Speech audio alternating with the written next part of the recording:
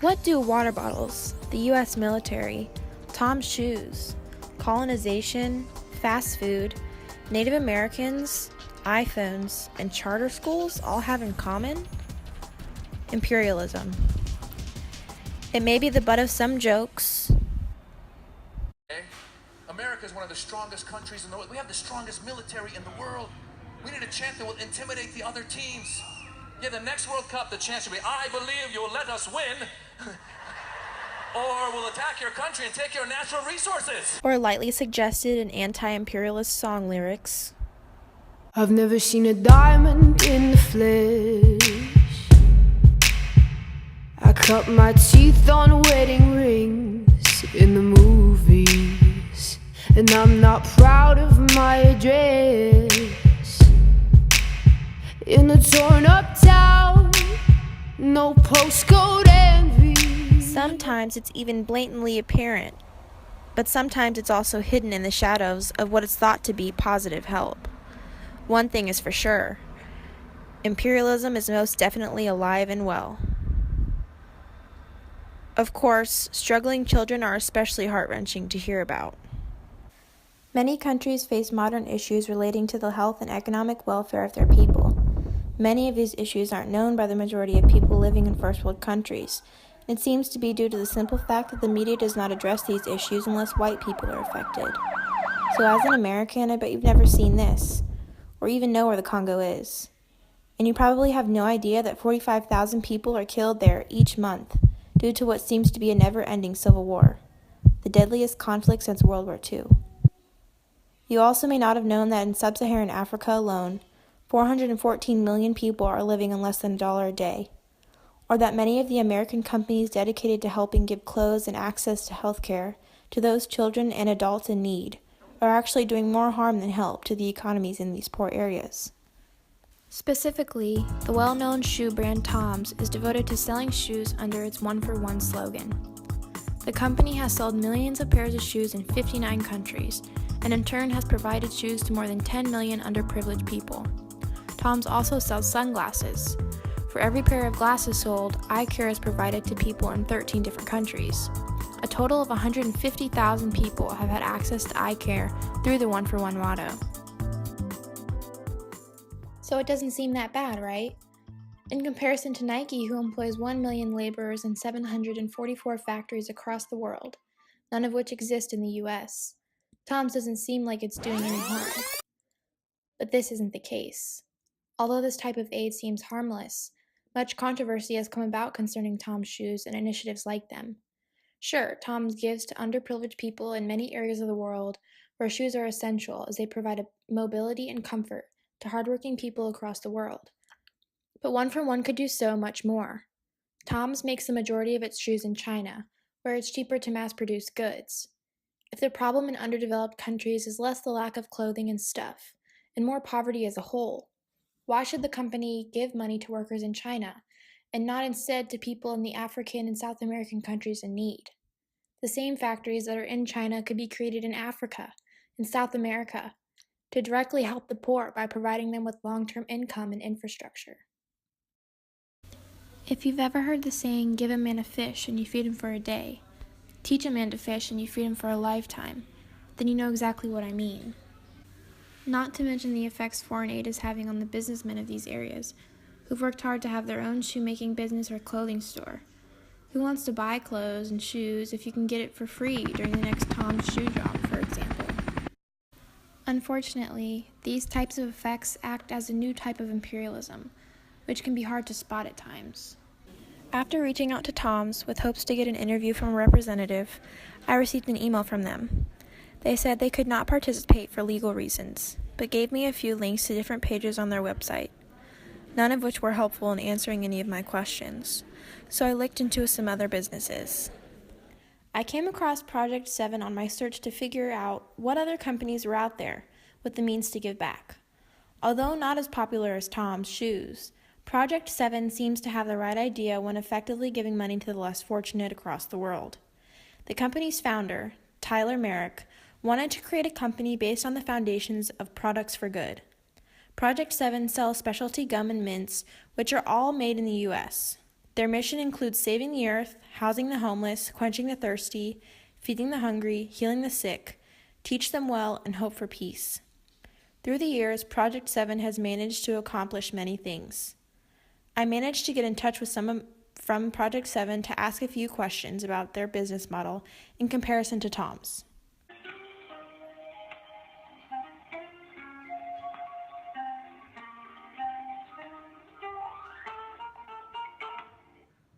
Project 7.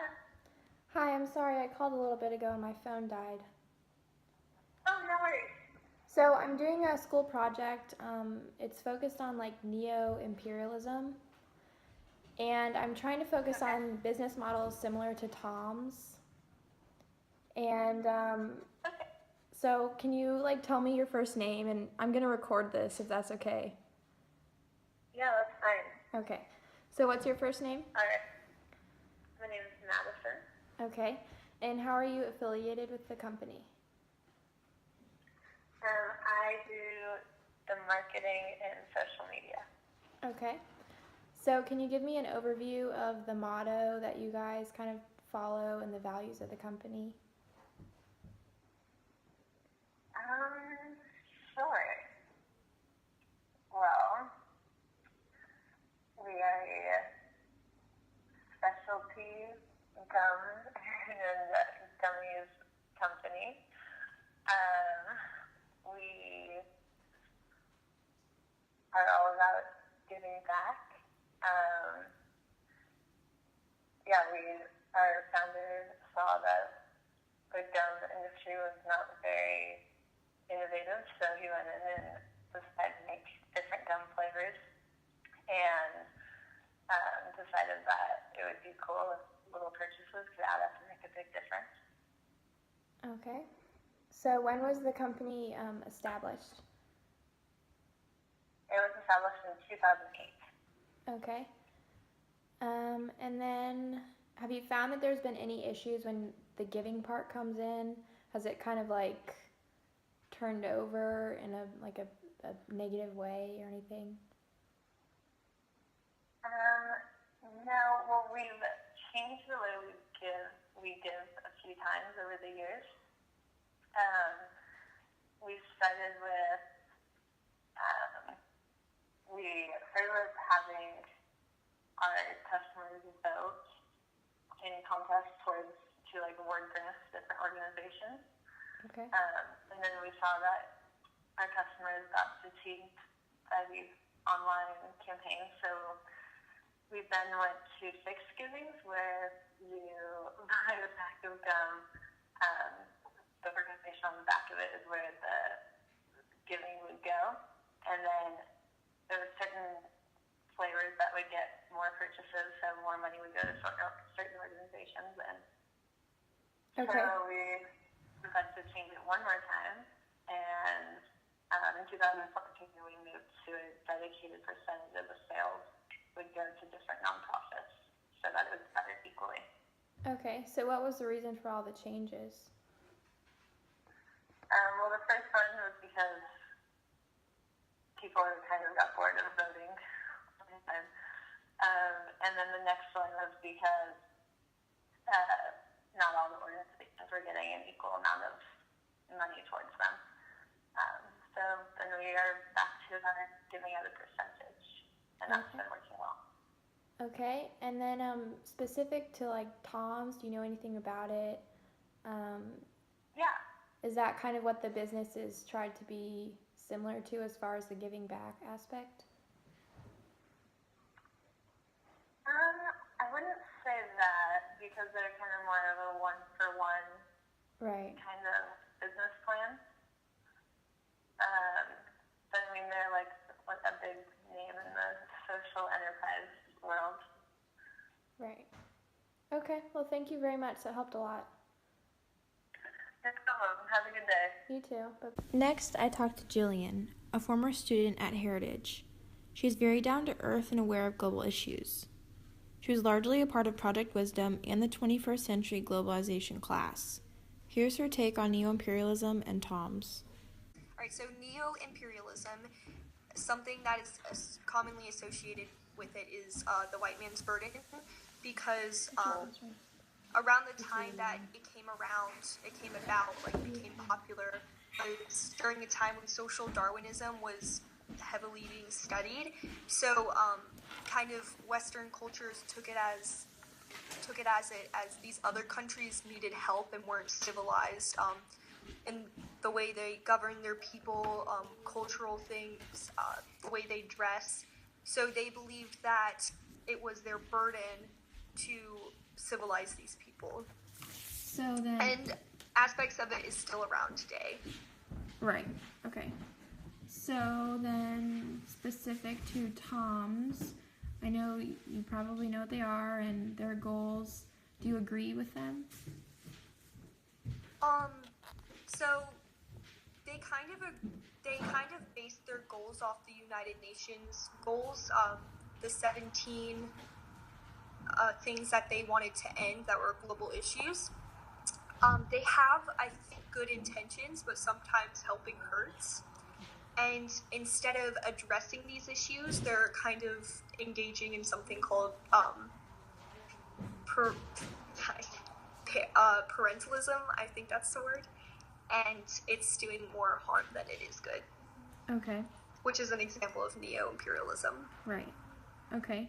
Yeah. So how do you think that they could change their business model from buy one, give one to make it more effective?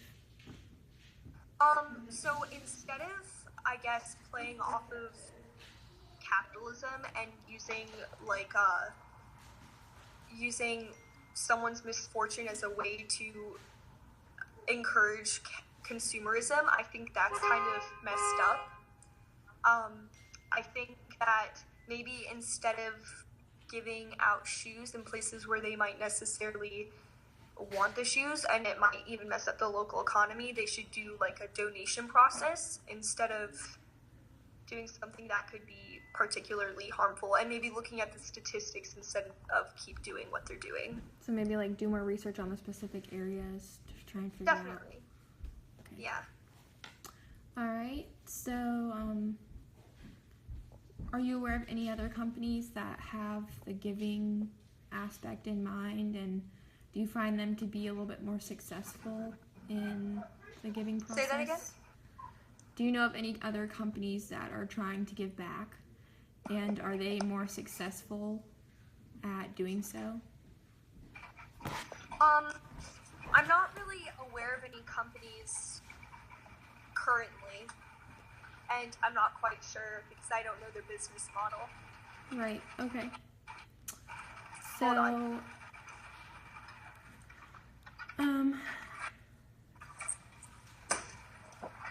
Sorry, say that again?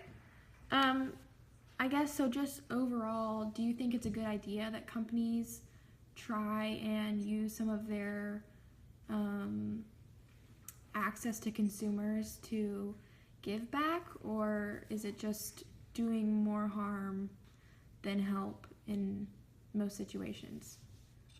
I think that's a hard question because it's always good to help and in the best ways that we can, but I think using consumerism as a basis for that is kind of messed up. I also I think it would be different if they kind of changed the way they did things, like the buy one, give one. I think that business model is kind of harmful. So I think that these types of things could be helpful if they were more educated and didn't have this like white man's burden mantra. Right. Okay. Well, that's it. Thanks so much. An enlightening podcast entitled Tom's Shoes, A Closer Look, encompasses the view of several credible sources. The commentator of the podcast is Amy Costello, who has written several articles challenging the ethics of Tom's Shoes. Costello works for Tiny Spark, which works to investigate the business of doing good through the blogs, podcasts, and articles they update each week. Here's what Costello had to say about a recent Tom's shoe drop. In Rwanda, Tom's staff gave out shoes at Sunrise School. That's Sun spelled S-O-N. Sunrise is a Christian boarding school and claims to be one of Rwanda's top-performing schools. It received more than $1.5 million from an American evangelical charity over a 3-year period prior to the Tom shoe distribution, according to tax records. The school has dormitories, a full library, cafeterias, and hundreds of computers connected to the internet. The second source is Laura Fresky, a representative from NYU's Development Research Institute. She graduated from Brown University with a degree in comparative literature and now works as the chief connector and disseminator of knowledge for Reboot. Reboot is a social impact firm dedicated to inclusive development and accountable governance. They help governments, foundations, and international organizations achieve their missions. Here's what she had to say about Tom's. Some are asking whether Blake is selling something the world even needs. Tom's shoes are manufactured in factories in China, Argentina, and Ethiopia and exported to impoverished communities around the globe. Laura Fresky is with NYU's Development Research Institute. I'm concerned that Tom sort of creates the impression that there are no shoes to be purchased in some of these communities, when in fact there are vibrant local economies in many of these places where they're giving shoes. So I think it is a mistaken impression that absolutely no shoes are available to these people. In fact, it's important to acknowledge that in some cases, the buy one, give one model practiced this way could be harmful to those local producers and sellers. The next source is the co-founder and CEO of Knee Solo Shoes. Knee Solo works to bring customers effortless style, modern luxury, and the ability to make purchases that change lives. They work to operate a hand-up model that empowers makers in emerging economies by connecting them to the global marketplace in a responsible manner. On average, they see about a 300% increase in income from these small businesses. Here's what the company's CEO, Patrick Woodyard, had to say about Tom's.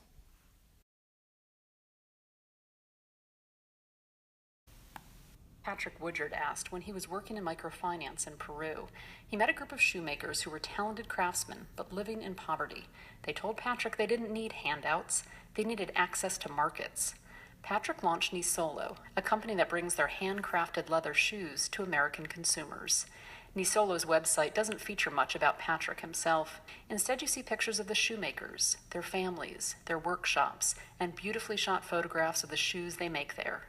Woodyard says when he first considered how to market his company, he was inspired by the Tom's model. Of course, the temptation early on for us was, well, if I want to build a sustainable business that can have a good impact, how can I best situate this business in a way that has good marketing as well? And so the buy one, give one model was interesting because the American public had connected so well with it.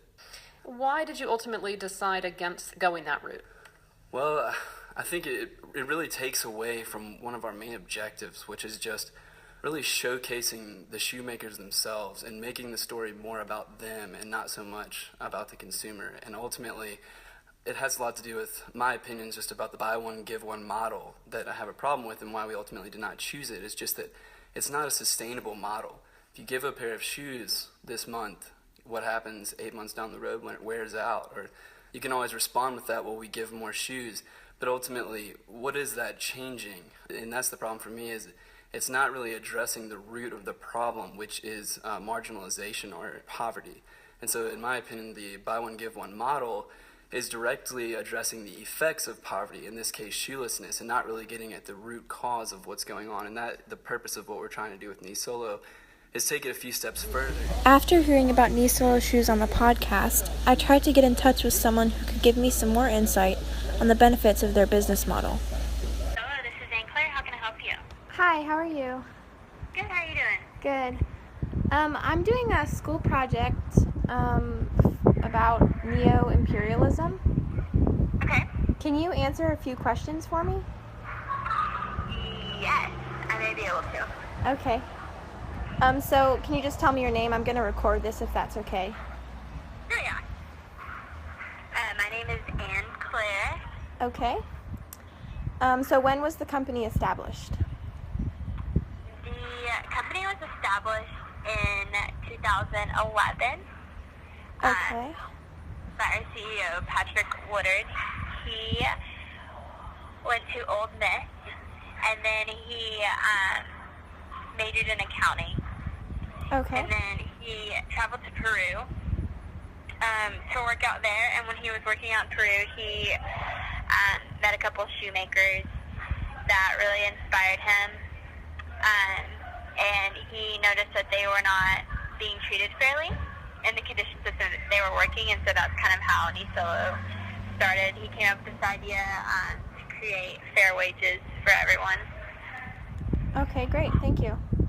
You're welcome. So you just kind of did, but can you give me an overview of the company's motto and values, how they managed to, I guess, get the shoemakers in other countries' ideas across? Yeah. So, of course, we're called Neo. Yeah, but Neo means not alone.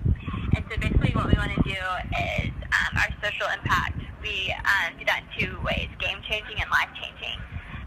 Our game-changing way is through fashion and creating more of like an ethical fashion industry. And it's something people really aren't aware right now, but there's other companies doing it too, like Zadie and Everlane. So that's more of our game-changing, and then life-impacting is basically changing the lives of people that we are employing in Peru. Okay. And then, do you know Tom's? I'm sure you do. So there's a bunch of information out there on why Tom's can be ineffective in a way that it's trying to help people. Right. So does Neo make it a point to kind of make sure they stray away from, I guess not Tom specifically, but just to make sure that they're effective in the way that they're trying to substantially help other economies? Yeah. I think that is what kind of differs us from Tom's, is that we are creating a substantial life-changing process more than just giving away something at a one-time use. So basically, we're working hard to create consistent employment in Peru,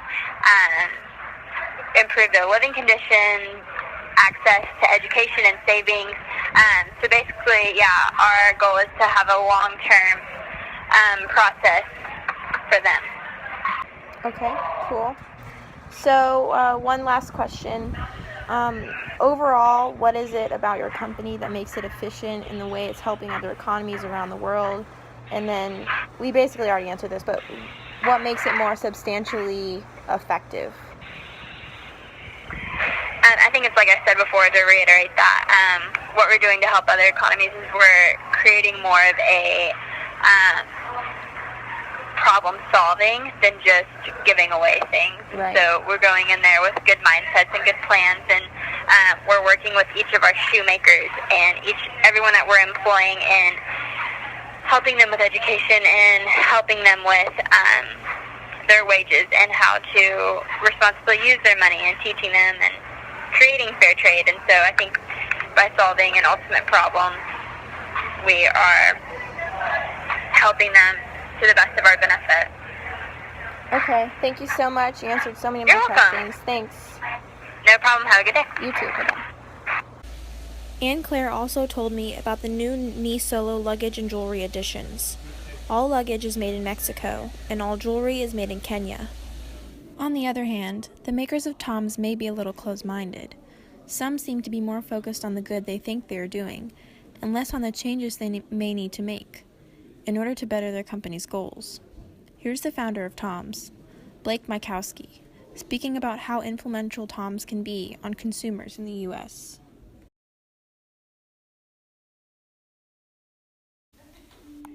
Podcast interview from the Catalyst Conference, Blake talks about the way Tom's shoes reflect the values of those who wear them. What's so cool is that by wearing a pair of Toms, you're kind of doing a personal expression of who you are and what you care about. And so when people who see other people in Toms ask about them, you get the opportunity to tell the story. And that is very similar to the story of the gospel. I bought this pair, and a person is literally going to put a pair of shoes on a child's foot and love them because I'm wearing this pair of shoes.